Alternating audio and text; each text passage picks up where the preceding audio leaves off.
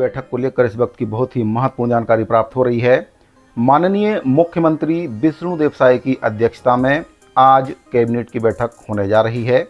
मंत्रालय महानदी भवन रायपुर में 3 बजे ये कैबिनेट की बैठक आयोजित की गई है। साथ ही आपको बताना चाहूँगा कि लोकसभा चुनाव की आचार संहिता खत्म होने के बाद ये पहली कैबिनेट की बैठक है। इस कैबिनेट की बैठक में किसानों, मजदूरों और कर्मचारियों को कुछ बड़ी सौगात मिल सकती है।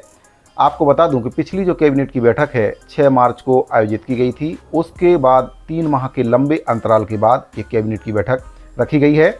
इसमें मोदी की जो गारंटी है उस पर भी चर्चा हो सकती है कि मोदी की गारंटी जो इलेक्शन से पहले चुनावी घोषणा पत्र जो बनाया गया था भाजपा के द्वारा, उसमें मोदी की गारंटी के तहत कई वादे कर्मचारियों से, किसानों से, मजदूरों से किए गए थे, जिसमें एक वादा कर्मचारियों से भी किया गया था, जिसमें अनियमित कर्मचारी, संविदा कर्मचारी और दैनिक वेतनभोगी कर्मचारियों से उनके लिए एक कमेटी गठन करने की बात कही गई थी। तो कमेटी का गठन तो हो चुका है, लेकिन अभी तक नियमितीकरण पर कोई भी फैसला सरकार नहीं ले पाई है। ना ही उस कमेटी में जो संघ के पदाधिकारी हैं उनको शामिल किया गया है। लंबे अंतराल के बाद होने वाली इस कैबिनेट की बैठक में क्या कुछ महत्वपूर्ण निर्णय लिए जा सकते हैं, इसके बारे में आपको विस्तार से जानकारी दे देता हूं।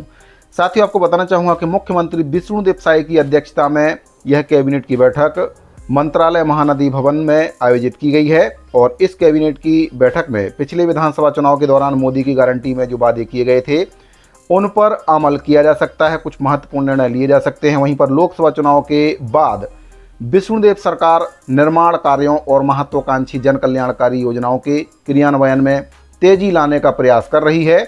वहीं पर कैबिनेट की बैठक में रखे जाने वाले प्रस्ताव, जिसमें विभागों से जो प्रस्ताव हैं वह मांगे गए हैं। लोकसभा चुनाव में भाजपा को मिली जबरदस्त जीत के बाद होने वाली कैबिनेट की इस पहली बैठक में मंत्रियों द्वारा मुख्यमंत्री का सम्मान और अभिनंदन किया जा सकता है।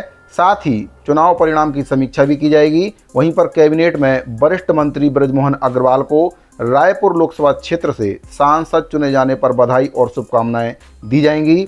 प्रदेश में आगामी मानसून व खरीफ सीजन के लिए खाद बीज की उपलब्धता और तैयारियों की समीक्षा होने की संभावना इस मीटिंग में हो रही है। वहीं पर बैठक में विधानसभा के आगामी मानसून सत्र के दौरान पेश किए जाने वाले कुछ संशोधन विधेयकों के प्रारूप का अनुमोदन भी इस कैबिनेट की बैठक में किया जा सकता है। वहीं पर बात करें अगर कर्मचारियों की, तो कर्मचारी संगठन भी लगातार सरकार पर दबाव बना रहे हैं, जैसे कि सहायक शिक्षकों की वेतन विसंगति, क्रमोन्नति, पदोन्नति और जो 33,000 शिक्षकों की भर्ती प्रक्रिया है उस पर भी कुछ महत्वपूर्ण निर्णय लिए जा सकते हैं।